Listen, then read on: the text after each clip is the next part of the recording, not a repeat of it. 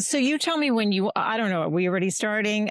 I'm all good with all of this, but I loved having you on the show, my show.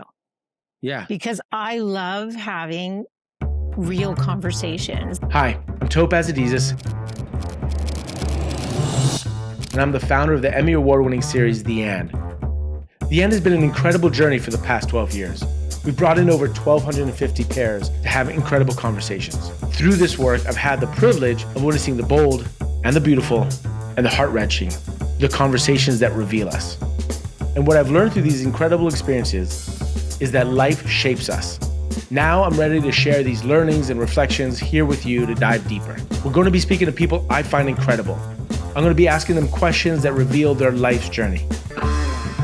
On today's episode, we bring you Michele Lamoureux, an award-winning podcaster and author of the book, Design a Life You Love. Michele has built a body of work dedicated to helping women create lives that feel aligned, meaningful, and fully their own. As host of the podcast, The Good Life, she's guided hundreds of conversations across health, relationships, purpose, career, spirituality, and the subtle inner shifts that reshape a life, always with a grounded, actionable guidance. At the core of her work is a simple inquiry. What if the life you're seeking begins the moment you stop abandoning your own voice? You know, I want to talk about your life and what shaped you and your interaction, your dance with life. And it's through the lens of this quote by David S. Viscott, who said, you know, the purpose of life is to find your gift. And the work of life is to develop your gift. And the meaning of life is to give it away. Beautiful. To give your gift away. And so that's kind of the structure of the lens by which we'll look through this. I love that. Great. And I love this idea. I think of that same metaphor of dancing with life. We're dancing with each other. We're dancing with like our environments. We're always in a dance. And it's like sometimes we're a little more rigid. And depending on who we're with, we might, there might be more flow. I took salsa classes. I've taken that a number of times in my life. Yeah. Still haven't quite not conquered, but really mastered salsa, but I love it. I love it. And sometimes you're in a salsa, have you done a salsa class? Yeah, I have. Long time ago. You're in a salsa class, you're dancing salsa, and like you have one partner and you're dancing like a maestro. And it's just like the combo is great and you're da-da-da-da. And then they go, okay, change. Because sometimes they'll just have you change with different partners. Go to another partner and all of a sudden you're dancing like you got two left feet and it's just not working. Totally. And it's so much about like, what's the combo? And you never know what the combo is like. It's like, you never know. True. Super tall, super short, or this or that, and then you dance and then all of a sudden something, you never really know what the dance rhythm is or the connection is until you're in it I love that. So yes. And what's interesting is probably the ones you're flowing with are allowing. Because in dance, the man's supposed to lead. Right. In salsa, the man leads. I went to Argentina. My brother was in business school, and he went down for a little bit to meet up with some friends from MIT. And I went to meet him, and we took a tango class. And I was with the instructor, and he spoke very little English. And he says, man lead, lead. I like me lead, lead. And I wasn't letting him lead. I didn't know what I was doing, but I wasn't allowing. But I've danced with other people. They can take me where they want to go. I'm going. Right. So what is that? And he was, a professional teacher, but I couldn't relax with him for whatever reason. It was very funny. So let me start with, here's a question. Okay. The question I'm going to start with is, from your vantage point inside your beautiful mind, looking out through your eyes, what do you really do? It's like if you ask a chef what they do, it looks like a chef's just making food. But if you ask the chef what they're doing, what you're really doing, it's like, no. I'm combining a number of ingredients from different to, whatever to do this. Yeah. Like, what do you feel that you're really doing in the world or in your community? Okay. Yeah. If you don't say I'm the podcast host and a writer and the scripted, I'd say at the heart of it, I think a couple of things. One is like, I think my superpower is seeing what makes other people special. So like, I feel like I can create a space where people feel safe and they feel seen. So whether that's with friendships, with family, in an interview, like I'm really like when I read somebody's book and they come on, like there's almost like an energetic exchange. Like I feel them. I feel like there's a part of me that starts to know their soul, like the essence of who they are.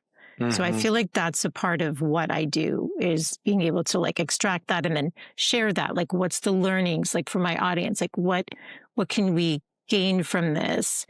And also I really get so much joy from letting that person know they've been seen.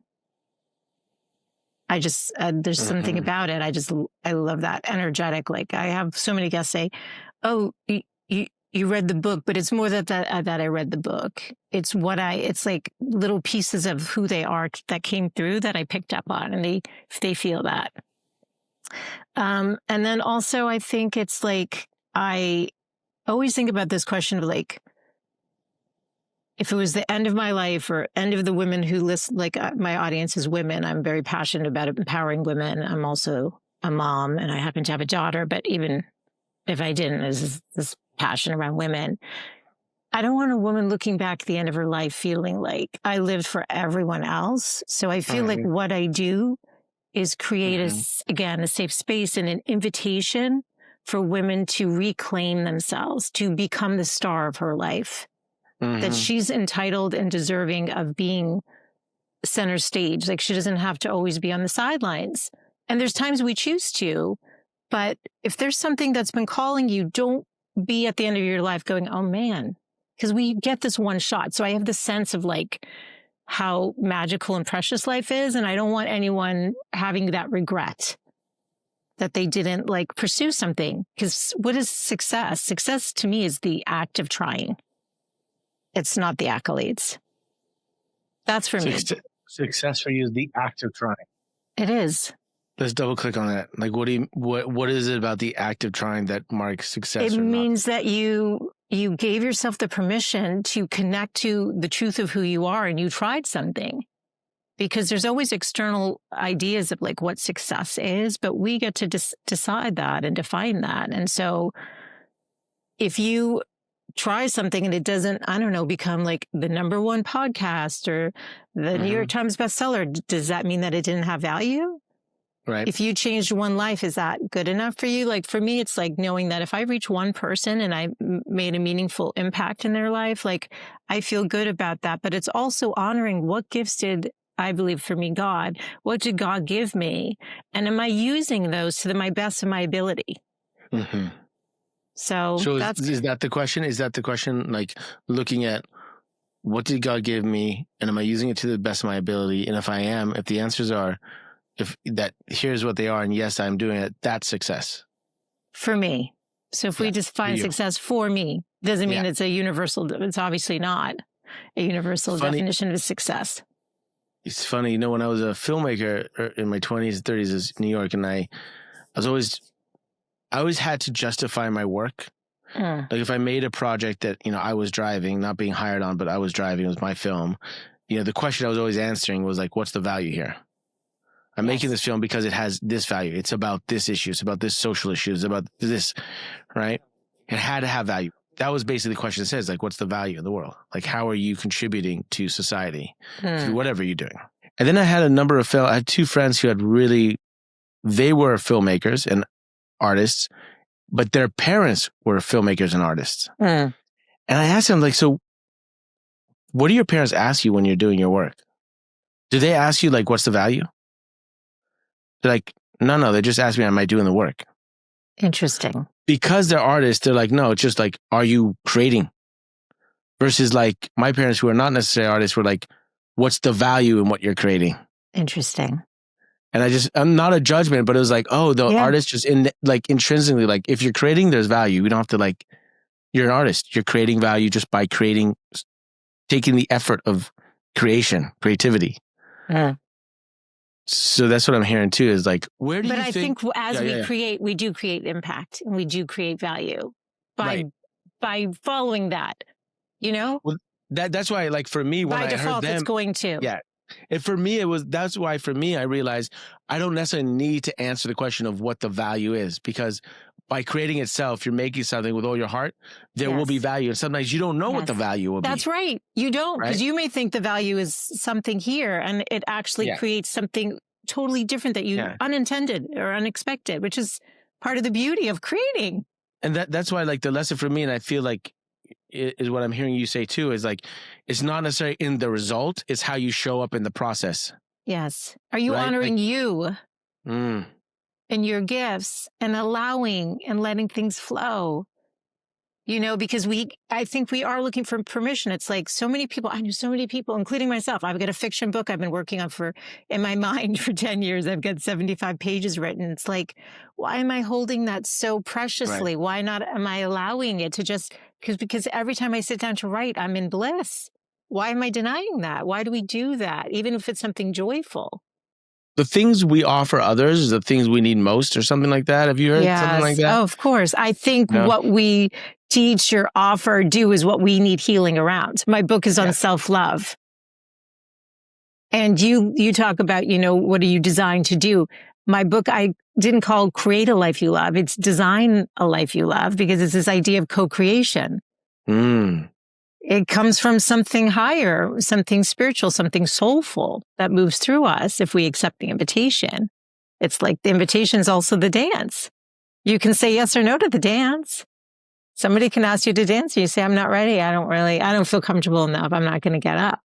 I don't even want to mess up. I don't even want to practice with you because I want to just do it right. I mean, I think there's a lot of things that we put on ourselves that prevent the creative expression or just having fun.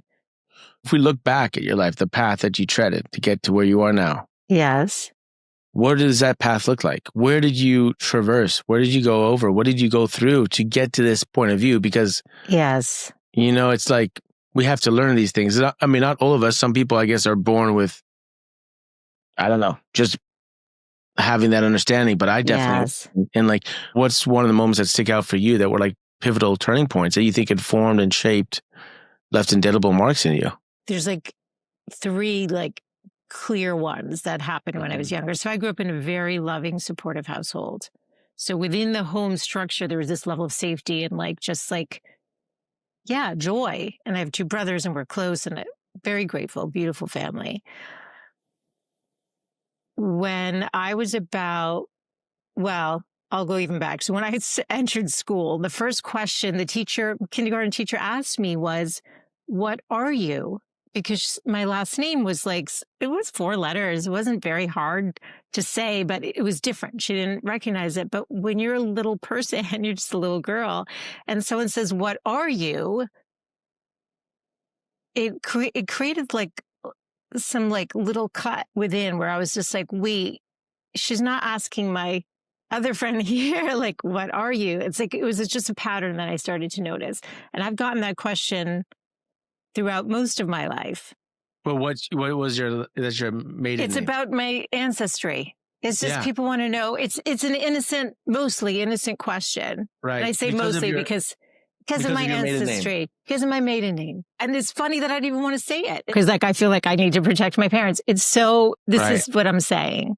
Do you know my first book, when I first wrote it, I dedicated to my parents. I had their last name and I took it out. My mom wanted me to take out her name for her privacy.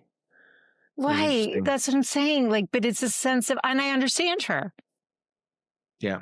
But also, no, they're amazing people. And the more people can know where you came from and that it's whatever stereotypes you might have, no, you can have a positive association versus maybe what you've been taught. So when it comes to sharing about ethnicity and stuff, I do have this a little bit of a trigger and have experienced racism around that. So that was one, because I was little and it was a weird question and I kept getting it. And then as I got older, I sort of okay, people are just curious about what my ancestry is. But do you remember what your answer was then? Or what was your answer as a 5-year-old? Good question. I mean... mermaid? Were you what are you? I'm a little girl. What can't you see me? What do I look like to you? I'm not an alien. Do you think I just don't belong? What?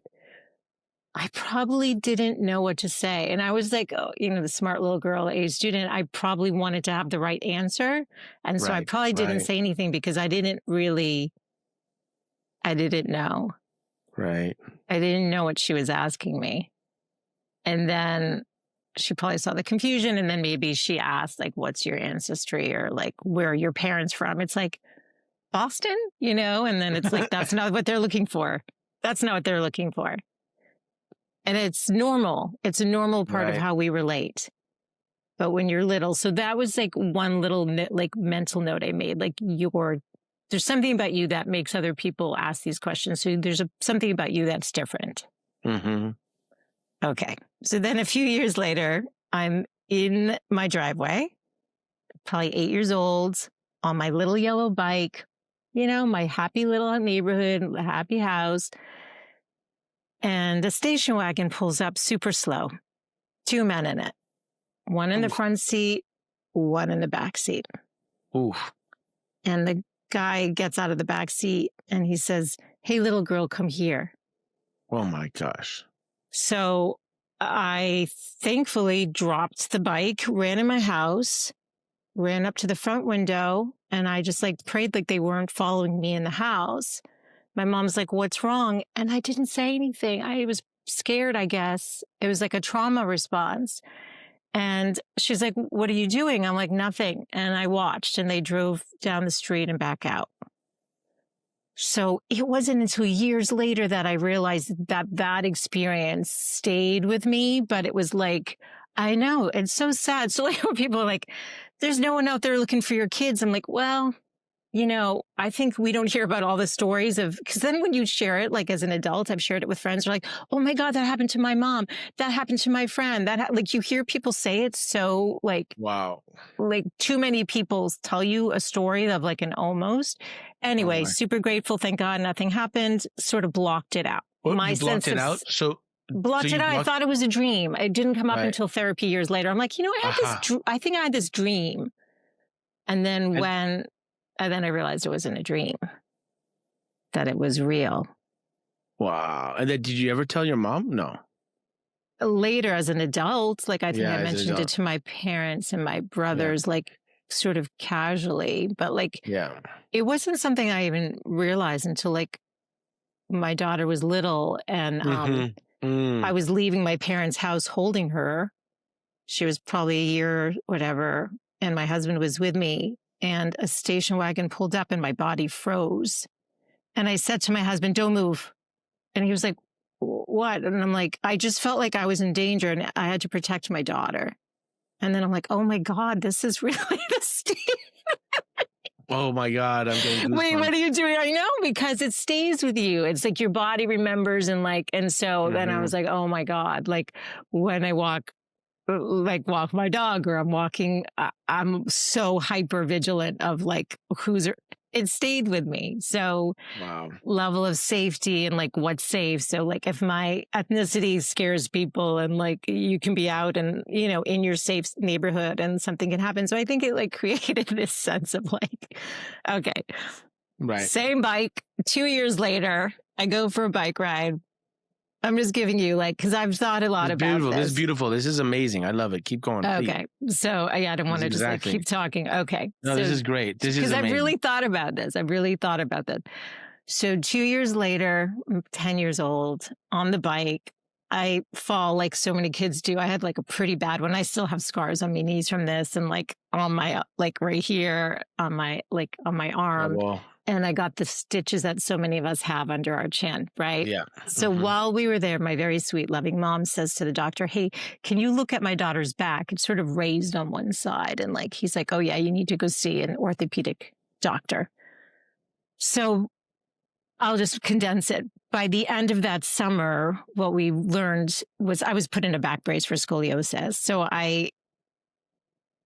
so it went from right under my chin and it dug into the top of my thighs and it contained me. My gosh. Because I have because I joke, like an overachiever. So I had 2 curves, not one, right? So I have like a S curve of the spine. I have an upper and lower curve, which is why I got the tall brace.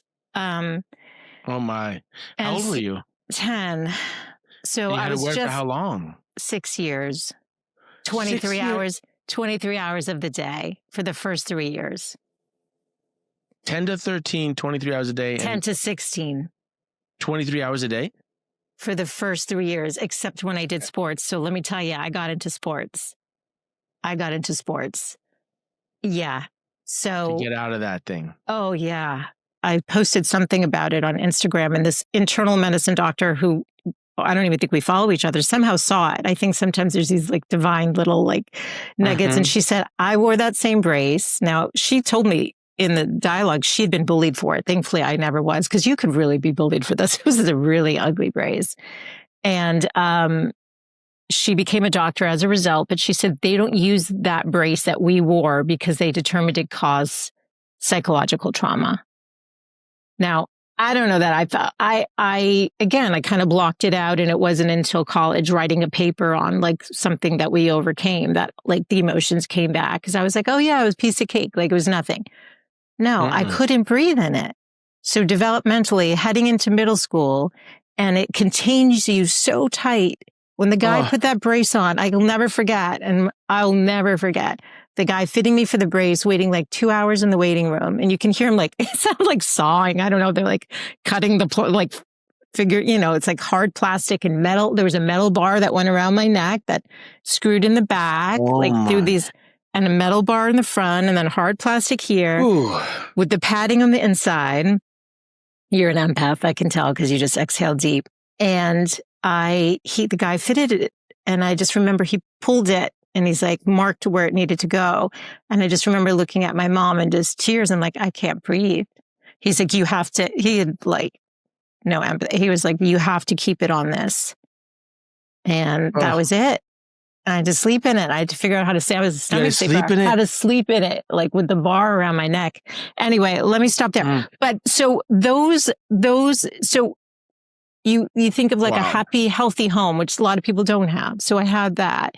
But then out in the world, there were these things that, happened that I think made me deeply empathetic, and also like wanting to make an impact, and also aware of safety, I guess. I mean, we share that. We talked about that. So that's where it comes from. That's where it comes from, because it was almost like, what is going on? Like, it almost felt like a punishment. The brace felt like a punishment for what I don't know. But it was so horrible that I was like, I must have done something wrong. So the first 3 years you had 23 hours, but the second 3 years, what, half the day? 16 or was it hours. 16. And it also went down to a half brace. They call it a half brace. They must have contained. So I still have moderate scoliosis. What it does is, so every 3 months I went for an x-ray, and every 3 months I waited to find out if the doctor was going to tell me I needed a metal rod surgically put in my spine because the brace wasn't working. So when I first got it, I was really good. But as I got older, guess what I didn't want to do? Wear my brace. No, sucked. So I used to be like, oh my God, I should have, and I'd be like, so it'd be like this like little bit of anxiety every 3 months. Wow. Before, just to see what was going to happen. So. And what happened when you took it off? Like how did that feel? Happiest day of my life. My God, I still remember that too. It was like, he said, can I keep the brace for like teaching and demonstration? I'm like, I'm going to bonfire it. Do whatever you want with it. Like that thing's going. Like I just never want to see it again. Can you take it? Take it. But isn't that interesting? Like what for that doctor was this incredible trophy to show this accomplishment? Well, I think it was to show the science. It's for him, it's research, right? No, I know, but for him, it's research, which is like, look at this, is amazing. And for you, it was a cage prison, I assume. And so, interestingly, when I first went for that appointment with the doc, there was a ballet dancer. She was about my age. And somehow I knew, so she was going to get like electrical nodes put, and she didn't need the brace. And I'm like, why does she get to do that? Like, why do I need the brace? And he said, it's different. So like this theme of like different, like for her, it's different. You're different. You don't get the easy way. Like it's different. So there was like this little bit of a thing with the different. It's like, again, this is some therapy here I had to like unpack some of this, clearly, in my 20s. Yeah. But what's beautiful is like what hits me is, and I really appreciate you sharing this stuff and being open about it. because what hits me is when I'm like looking at like a life of a person, especially kids in the first 20 years, and probably the whole life, but like for kids, which is really informative, it shapes and things grow from, that first 20 years. Like I see it like sediments on a canyon. Yeah. Like if you're like in a canyon, you can see like, oh, here's the ice age. And here was like a fire and here was a drought. Here was another small ice age, or here's like a flood. You can see, and like, so we look at our lives, beautiful like imagery. Yeah. It's like, and those sediments might be long term. Like you got a 6-year experience sediment. Yeah. That's big. Yeah. Some are smaller, they have different impacts, and they compound, right? They compound. Yeah. Yeah. And it reshaped my right side. Like, I think like you look at those movies with the women in the back in the day where they wore the corsets and it literally like, it was kind of probably some sort of torture device that they don't realize. Like they really pulled in their waist, that's not healthy. Mine served a purpose. Mine did serve a purpose. I didn't want that operation. No. I'm so grateful I didn't need it. I met a woman who was so happy she had it. The opposite. She was like, I was so glad to get the operation. I'm like, oh my God. To me, that was like my biggest fear. So it's interesting. Yeah. I mean, we all have a different relationship with what, like, but I do think anyone who's been through anything, if you allow it, it creates a capacity within you. So I think I was always a sensitive kid anyway. But like in terms of empathy, and I think that's why I can create a safe space, because I feel like I've had some experiences that a lot of people haven't. And so when they share something, it's like I can see, like, I see you, I get it. Like, I'm sorry. Like I can really feel for them. And also I have capacity, yeah. And you exhaled. So I imagine you're an empath. You exhaled when I was talking and you were doing, what were you doing on your head? I haven't done it in a long time, but I kind of. What is that? That's like, when people say like knock on wood. Oh yeah. So sometimes if like wood's not around, what do you do? Yeah. You were knocking on your head. I don't know, 20 years ago or 30 years ago, I started knocking on my head. If there was and then I had the obsessive compulsive thing where like I had to knock twice. And I think they said you're supposed to knock 3 times or whatever to make it. Really? Yeah. I made up my own rule. I don't want to tell you 3 because now you'll start No. I made up my own rule. And it's funny because my family, they just make fun of me. They're just like, what the fuck is wrong with you? And they just you exhaled. What was that? Yeah. Do you feel it? Just an empath. Yeah, of course. I'm in it. Like, I love it. I mean, when you tell the stories, like I go into that experience. Like I see it visually. But not a lot of people can or want to. So why is it? I'm just out of my curiosity. So like what? I see it and I feel it in my, but like I can feel that. I'm not saying I felt what you felt. I'm just saying. No. I get it. I feel something that I imagine is what, and I like, cause I'm a filmmaker. So it's like all visual. And so I literally like imagine the car. I imagine the 2 guys. I was like, I can direct that scene. And it's like, I'm almost stepping into your body. Or not really. I'm not saying I get it. No, I understand. You understand? But I can feel a version of that, and I just like I have to breathe it out so I can get it out of my body. Like, whew. Right. But I tend to do that too. Like where I'm so with the person and their story that I'm feeling it. But it's true, you can, and maybe that's why I can come to tears so easily. Like it's just because the body needs the release. What I hear from those 3 stories is. That's the first sentiment. Second sentiment is not safe. So I'm other and I'm not safe. And then I'm contained and I'm locked in. Yeah. So I'm like, and this containment is not freeing, it's limiting. So then I think that kind of makes sense. It's almost like when you talk about how you're really motivated, inspired to like work with women, and that's a big part of your audience. And like, not because in some sense, they can get caged. Yes, exactly. Right? We're bracing ourselves. There's like not a physical brace, but there is like there's an emotional constellation brace. My wife has it. My wife, I have 2 kids. Yes. And as much as I'm supported there, she is the primary caretaker and the kids are like 5 and 2. So and she breastfed till they were 2 each. And at least for the first 2 years, I'm not the dad. I'm the obstacle to to the breast milk, Yeah, get out of the way, don't distract me. Let me get to mommy. So good for them. Yeah, I know.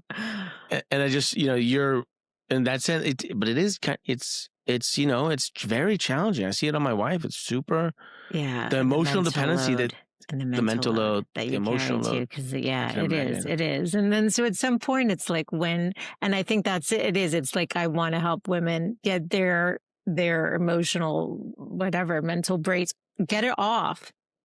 It's this idea of expansion, opening, because it's like it's pushing on those earlier sediments of is it safe and is it safe? Different? Yes. Am I different? Will I be seen the same? Will I be Will I be judged? Seen the same? Will I be judged? Or will I be seen the same as saying, is it on brand? Yeah, exactly. Right. Because I did quite, is this on brand? Is this, sure, it's a part of me, and maybe it's a part I'm still reclaiming. So. But these experiences do create a superpower, a gift. Where was the first moment for you where, not that you sensed you had something to offer, but you saw the value of what you could offer? And you're like, wait, I got to pull this thread. Wait, I should pursue this more, or I should do that again, or there's something here. I think there's a couple things. One is work has always been a source of joy for me. I love, and again, because if I can be helpful, I feel good. Any sense of service makes me happy. Mm-hmm. And for the longest time, I thought I was going to be an attorney because I just care about the sense of justice and whatever. And I was going to go to law school, and I was a paralegal. And so I was always interviewing people, meaning I went and talked to, I was a corporate paralegal, and I talked to 50 of those lawyers, and I was like, why'd you go? What do you love about it? Always sort of informal. What I kind of took away from that was most of them are go get an MBA. They wouldn't have followed that path, which kind of impacted how and it impacted my path. I didn't see the path that I wanted. I didn't see the female partners joyful and I don't know. And also family and motherhood was such a big part of it. And I saw how so many of them, and there's nothing wrong with this, but had the full-time nannies and stuff. And I just knew that wasn't what I wanted. The motherhood was going to be the priority at some point. But every time I took a step back, the creative desires would surface, it's the writing or maybe getting into film or something. But I didn't actually pursue that. I didn't actually pursue it. I ended up sort of going to the next gig. But I don't know. I feel even when I was a first time mom, I would go to the school and I would ask the moms, again, it was not an interview, but I was curious about who were you before you were a mom? It's just getting to the heart of who people are. So I think in every environment that I was in, there was this questioning of getting to the heart of people and what matters, and the sense of purpose and mission, and making sure you don't forget that. Yeah. Where do you think that hunger came from? Or do you think it's just intrinsic to you? My mom I adore her. She's a magical, amazing, loving. You're not going to meet a more loving woman. I mean, everybody's going to think that. Well, no, maybe they don't all think that about their moms, but she's just an incredible person. And she's so talented in so many ways. And she was, for most of growing up, this sort of the stay-at-home mom, and the one that, supported my dad when he started his company, and always jumping in where her family needed her. But I could have seen her be this successful fashion designer. She's always had this great sense of style and all these qualities about her. Now, the truth is, we were the house that all the kids came to growing up. It was the safe space, not just for me and my brothers, but for the neighborhood kids. Yeah. And she made her impact, but I always sort of imagined what could have been. And so to the degree she had that, I've never really talked to her about this because now she is in her 80s.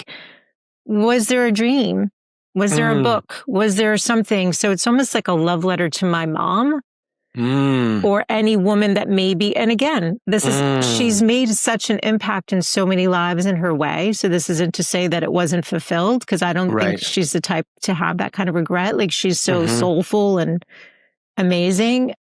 and did such a great job with my brothers and I and like creating that foundation. And I think that's what generations do. But we are a generation that has the ability to self-actualize in a way that our mothers and our grandmothers and their great, they didn't. So I think of that, and I think of like, what's my piece in healing that lineage, or like again, that word of expansion, expanding what's possible, which heals the past, and then it opens the door for like my daughter, who is a filmmaker. She's a teenager, but she's already won awards. She's so talented. So I always, since she's been little, I always reflect back to her. These are your gifts. These are your gifts. Because I know the world's going to come in at some point and try to make her doubt it. I'm like, these are your gifts. I won't let her forget it, because I think so many of us didn't get that. So that's what I do with my audience too. It's like, let's reclaim those. Let's not forget them. That's what drives me. Wow. Thank you for sharing that. I really appreciate that. That's really beautiful. My mother-in-law, she used to teach art classes to all the kids in the school, in the community. Okay. Right? It's in Guadalajara, Mexico. So like, all the kids after school, they would go to her house twice a week or once a week and do art. All the kids now who are in their 40s, 30s, 50s are like, oh yeah, that was a profound period of time that every Thursday they would go over and they would be painting with my wife and my sister and all the kids, and they were cousins, and like that was, they did that for years, and she really she cultivated their sense of artistry and curiosity and exploration, and safe failure and safe, and I imagined your mom, because you said all the friends were at your house. And so she was a school teacher before she came to this country. She was a school teacher, and she has that. She has this way with kids that I definitely, I am not as like relaxed and chill. She's so easy with the kids. Like she's so good. I imagine a 10-year-old daughter looking at her mom at some point, at some moment. Yeah. Something happened where she enjoys the house. Everything is warm there. And she just asks herself, what's on the other side of that? Like, what's on the other side of being here for my mom? She's so amazing. She's so capable. Yeah. She's so stylish. Or like, what's the other thing she's not doing that she could have or wanted to do? And you've always kind of had that. I think so. Question. Yeah, I did. And I think that's why, like, I 12 years old, my dad was painting the outside of the house, scraping it and everything. I'm like, I want to do that. So I didn't embrace, and I regretted a bit more of like the kitchen stuff, like the cooking and the food and all of that. So you can always reclaim that. But I always liked being like having a job that didn't involve being in the house. Yeah. Yeah. And yet, like, yeah. Wow. So what was a moment where you were in marketing for a number of years, right? Yeah.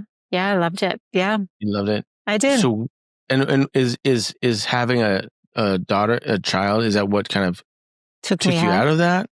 So it wasn't actually, so the founder of the firm that I worked for passed away suddenly, and he was my boss and mentor.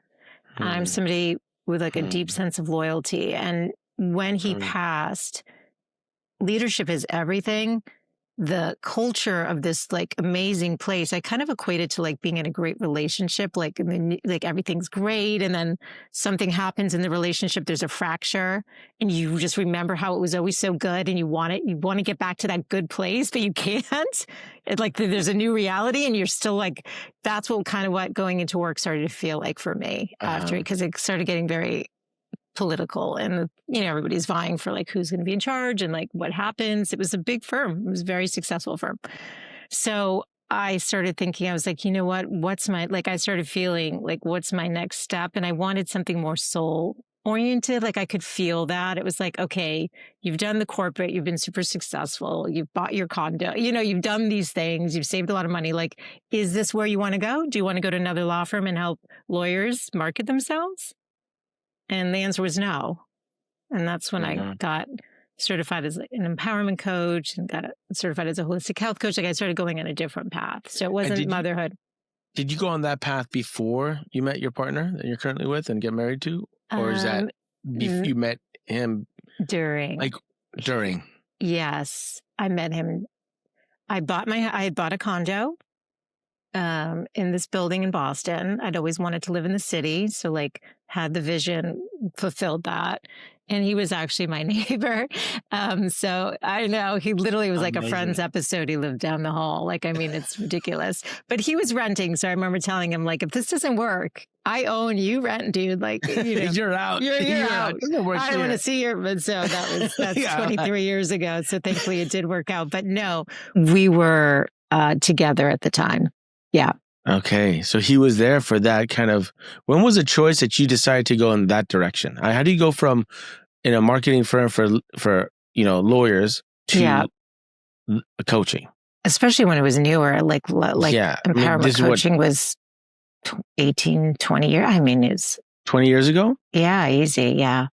It was like not mainstream. Right. I had a friend who was doing it. And when I was like, this sounds really like, you just pay attention to like what lights you up. And so it wasn't an easy thing to do in some ways, because when you make a lot of money and you have a certain lifestyle and whatever. But for me, I remember thinking, when I save X amount of dollars, and I also, like I said, out of loyalty to the founder, even though he wasn't there, in my mind, I needed to see the firm in a certain place before I exited. I felt good. That's when I could feel good about walking away. But it's, some people struggle with like risk taking professionally. For me, that's not where I struggle. So like, I like risk. There's certain risk I like. So even though there's a sense of safety, whether it's in relationships or like I could put my heart back out there and let it get broken again. Or be in a, switch careers, or that kind of risk I can do. That kind of risk I can do. When was a moment you knew that you made the right decision to go into this new path and this new field and this new offering? So the path to get there was longer, but the clarity was immediate. That makes sense. Because it's again an identity thing where you're letting go of like how you're seen and what people consider interesting and cool, and like what you're actually doing and the reception to that. But when was a moment the universe told you like you made the right move, Because like you might know it and everything, but like when was the moment? Sometimes I call those moments like rack focus moments, where like if you're operating a camera, you have to rack the lens. Interesting. So that the thing from the distance. I think like that very first class in person in New York City where I was doing the life coach training, and I felt like I was at home with people, like it felt so, when you're talking to people who share similar interests and stuff, you just feel like a connection, even though you may never even see these people again or like befriend them, but there's just like a commonality in terms of wanting to help and be of service. So I felt that from the very first class. And what is the skill set that you feel you have in that field that makes you good at it? So good at it. So I have evolved it, right? So the podcast for me is where I feel the most at home and the most in my purpose and the most sort of on purpose. This is going to sound like this is what's coming to mind. So I'll just share. There was one day, I don't usually get seasonal allergies, but I literally physically felt like I couldn't breathe, which is sort of interesting with the brace thing, right? Like I hate when I just feel like I can't breathe. And I used to record in my closet, which I'm looking at, which was like 2x2, door shut on Skype. So it would get hot in there, an hour with the door shut, like closed in. And I remember I couldn't breathe, and I logged in to do the interview and I had full breath. There was like, I literally like whatever was happening to me physically from the here I am in my tiny little closet, contained in this little space, can't see that, like I'm seeing you. I couldn't see the person again over Skype. It was an audio experience only. And I was so at peace in my body. Wow. So I feel like I take the coaching skills and I use that in the interviews and my the curiosity and the wanting to help and like, how can we create solutions? And I'm always thinking about my audience. So that's where, so it wasn't sort of the life coaching as it was really when I got into the podcasting that I was like, okay, this is where we're going. This is it. What's the offering that you really hope you're offering? Like versus when you think, but like, what is it that you, if you had to distill it down, what is it? I want a place for women when they listen that they can be self-focused in doing something I always say to live a happier, healthier, or more meaningful life. So many of the conversations are around like inviting them into like checking in, like, how are you taking care of your health? Like, that's why I bring on so many health experts or like, what are you doing that's inviting more? I love talking purpose and meaning. That's why I loved our conversations. Like, even when we talked about, families, what's the word? Constellation or? No, the family fractures that are happening right now, the estrangement we talked about. It's like, how can we bring people together? And like, who are the people in your life that are lighting you up? And what are you doing that lights you up? Inviting them. So whether through the solo cast or through the interviews, but the meaning piece is the big one. It's like, again, are you on a trajectory? Like we forget. We think we have this infinite time here. We don't. So I want to remind them of like the magic of life and how special they are and to just like do what they can to improve their health and find the joy that is unique to them. Because for somebody, it could be a painting class and for someone else, that would be like torture. Like they would not enjoy that process. So what's your secret sauce in making that happen?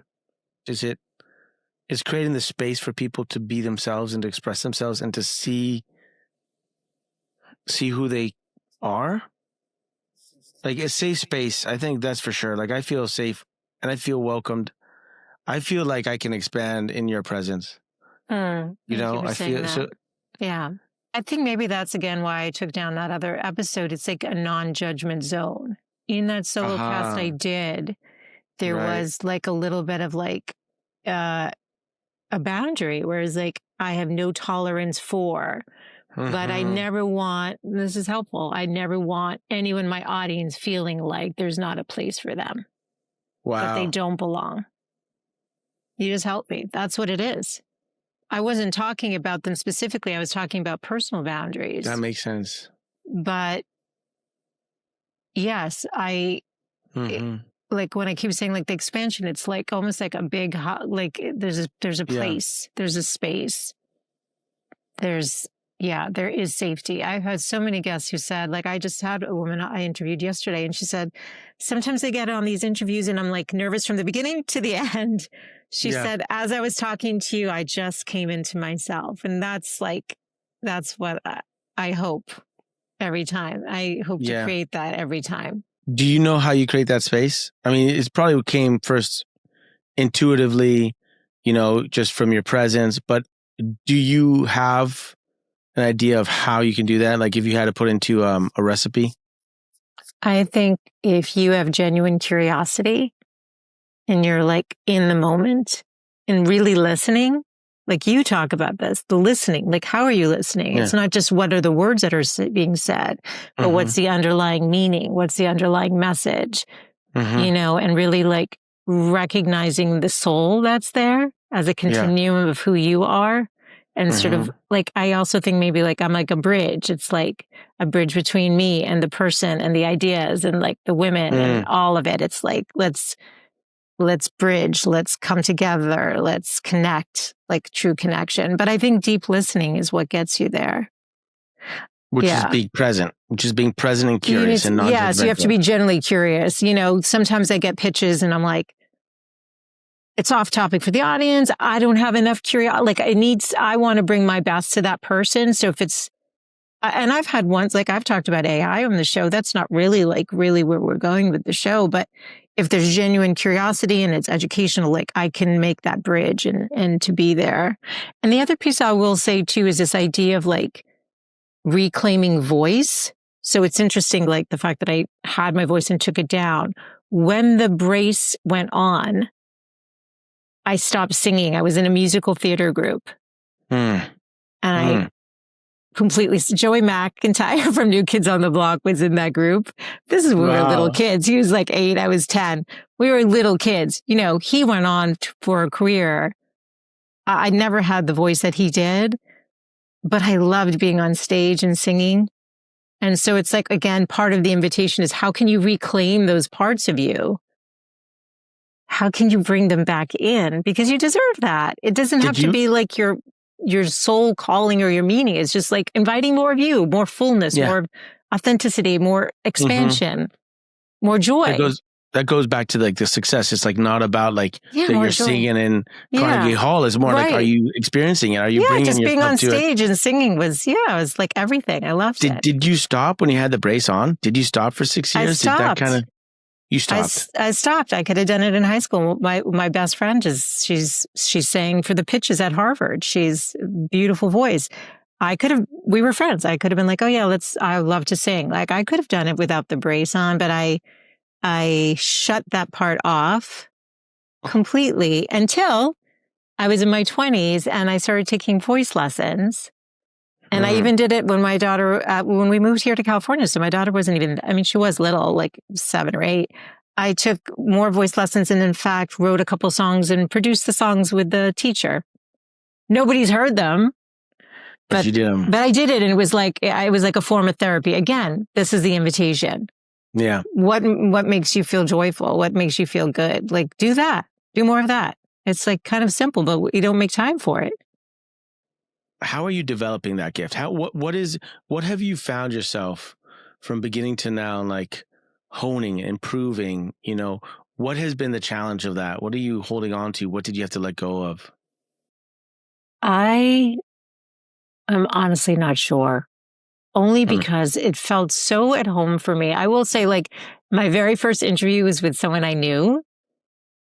He does like a Myers-Briggs kind of thing. We worked together. He was an attorney at the firm. We always got along great. We're chatting. Second I hit record, I was like, Rob, I'm so nervous right now. I'm like, what is happening? The only difference was we hit record. So it was this sense of like too much sense of like awareness of self and like, you know what I mean? And so it went, fine and all of that. But I think when you start something, there can be more of like, you're just more self-aware, maybe more self-critical. When I went to record the intro for the show, 50 takes, I just didn't sound like myself. Right. So I also do find when I do a solo cast, it's different now, but in the beginning, when I did a solo cast, my full voice wasn't there. But when I do an interview, I feel like my voice is there. It's like amazing when you hear like, today we're going to be, meeting Topaz Adizes. This is what he does. He's got the skin deep and, you're doing the intro. And then the second it's like, hey, Topaz, welcome. It's like a different energy. So I think, there's part of that. It's like, how do you bring your full voice and just a sense of like taking up the space and feeling comfortable just using your voice, using your breath, using your sense of who you are and just putting it out there. So that probably is what's evolved the most. I'm not sure if this question makes sense, but it's coming up for me right now, which is, okay. What's the hardest part of getting closer to your gift? What has been the hardest part for you of getting closer to your gift? The word that's coming up is allowing. So part of my gift that I haven't tapped into is I'm a writer. You've not heard me say that ever, other than I had this book. The fiction book. Yeah, but when I was little, another sort of like one of these moments where like, I feel like God or, gives you these clues, which is why I reflect them back to my daughter. I was always teacher's pet. I was like running off papers for him or something. We had like the machine. I don't know how old you are, but literally they would be like this ink you'd have to put into this machine and you have to crank it. He would have me do all that stuff for him. So we had watched a play about kids with physical disabilities. And I walked in the room and he was like, where have you been? You've got 5 minutes. You've got to write a story and draw a picture about this play. I didn't know it was a competition, a citywide competition. Wow. And I don't know why he was so intent on me, like getting this done. So I sat down and thought about the kids I had seen, the play. and a poem flowed out of me. And I can't draw it. I mean, this is not a talent. Probably, it'd take me 10 years and I still wouldn't even be able to do a stick figure. So I drew what I could and I handed it to him and he looked so upset. I was such, like I said, such a little teacher's pet and I wanted to make him happy and like do it right. This idea of doing it right is probably what holds people back. So he's like, Michele, this isn't what they're looking for. You were supposed to write a story. And if I could have gone back and had the time, I would have written a story, but we turned it in. 2 weeks later, the principal comes in the room, goes up to my teacher. They're both beaming. They're like, Michelle's won a citywide contest for her poem that she's written. And they like put it up in the Boston Public Library and all this stuff. Wow. But it took away the joy a little bit because in my head, I was like, but I didn't do it right. Even though you won it. Even though I won. And so the words, I think I shared with you a poem I wrote during COVID and the disconnection and like things can flow and such or like the music. And so the writing the music. So it's all kind of still contained. And to say that writing is blissful for me and yet I don't allow it. So like the work is always evolving. So let's talk about that poem because that poem was beautiful.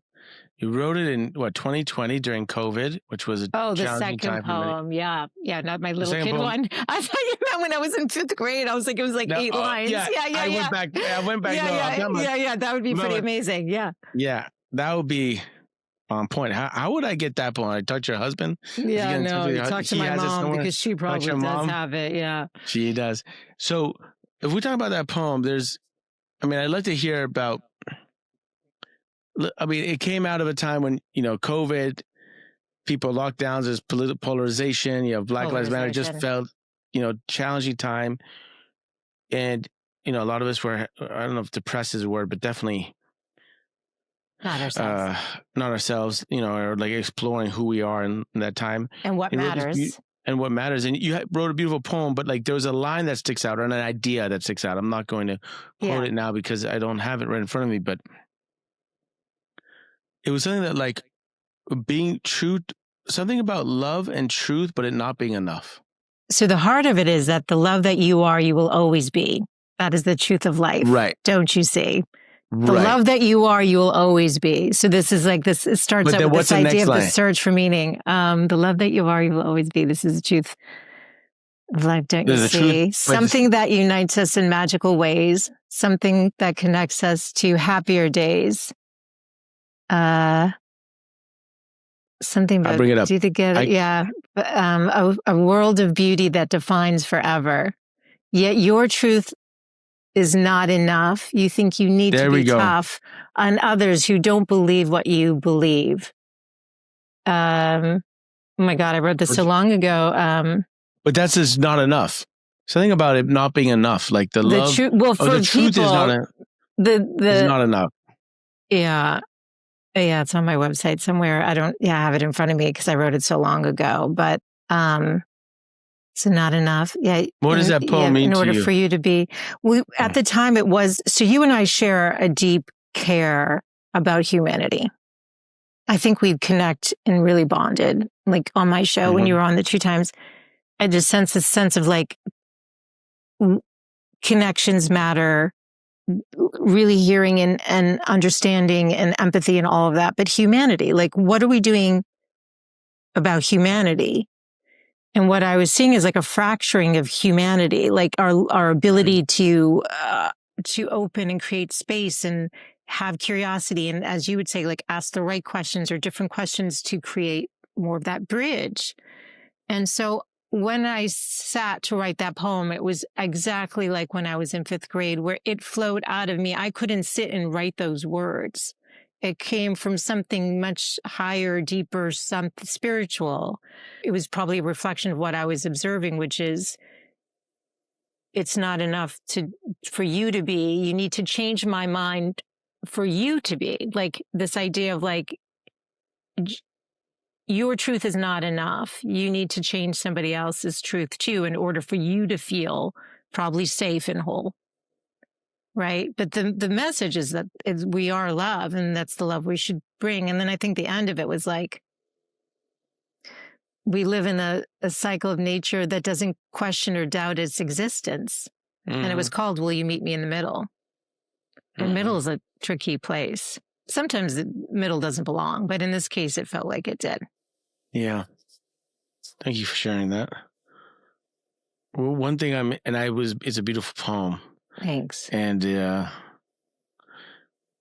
like when I read it, it brought me back directly to that during that time. Interesting. 2020, my son was just born. So once the bubble of my son being born, like he's 3 months old. So we're like in June, July, and we're on lockdown and quarantine and all that, whatnot. I just it brought me back into that space. And it feels like that space was like a desert, like kind of like we all entered this desert where there was nothing and you had to find, the little moments that there was something there because there was a lot less. And now it feels like we're walking over like just cragged rocks and it's like there's no smooth riding. It's like you're on a super bumpy road where it's not even a road. It's just like you're driving on rocks. Because just all of a sudden a boulder shows up and just like, whoa, what's going on? It's like not grittiness, but when things rub against each other and you're just like, it's like that sound of just, I don't know, it just seems like there's bigger boulders rubbing against each other now. Yeah. Creating more and more friction as we look around the world. And we're 5 years on to it. We're 5 years in after it, No, I know. And so in this world, your daughter, how old is your daughter? 11? 16. 16. Wow. What are the key pillars of how you raised her? I'm maybe not necessarily like how you and your husband raised her. Maybe that's part, but I'm more interested in like directly how you, like what part of the raising of your daughter did you make sure from your side to bring in, considering that we know a little bit of the sediments in your life? Yeah. Definitely a sense of safety. So me being the safe space, me being the mirror before sending her off to school, me reflecting back the gifts, me championing her, me allowing for her to have her voice, and be, like share what she needs to share and being able to like butt against that and just know that like, that's okay. They talk about in healthy relationships that there needs to be a little bit of, like that friction and then the repair. Mm-hmm. And so,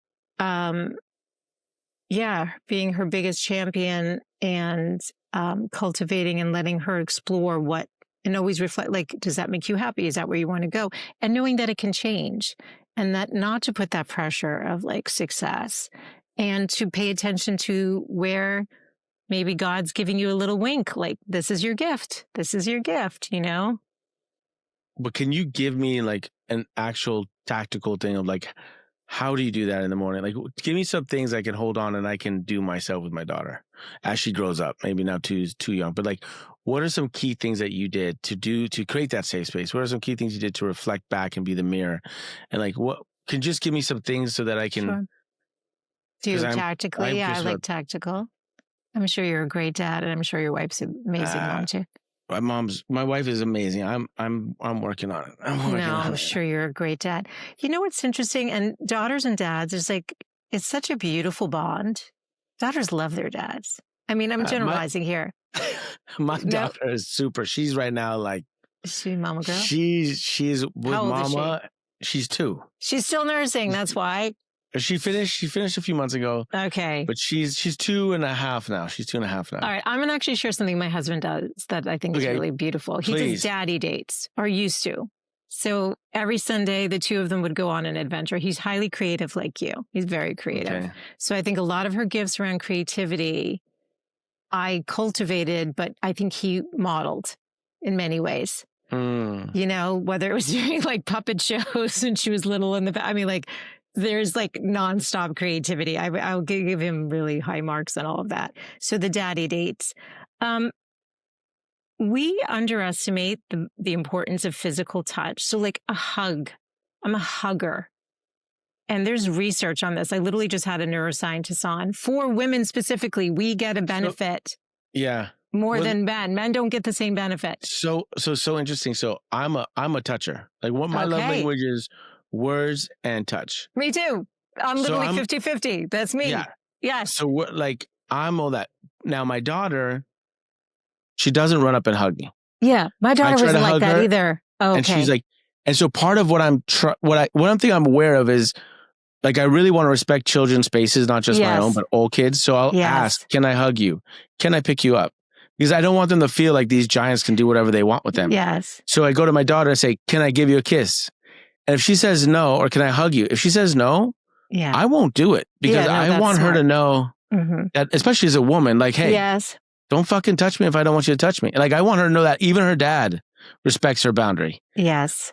But then like your, physical touch, like my daughter wasn't, some kids are like super cuddly. My girl was going all the time, super creative. She's doing this, that. She was never sitting down, like wanting to cuddle. Some kids, just like we have a dog.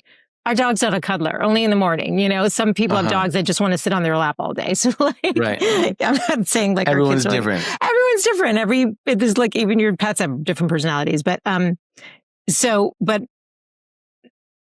that she's older, touch. There is that like, do you need a hug? Yeah. And even you can ask her as they get older. So it doesn't have to be a part of like what you're doing now, but the daddy dates, and doing something where the two of you are bonding on, like creativity or something fun.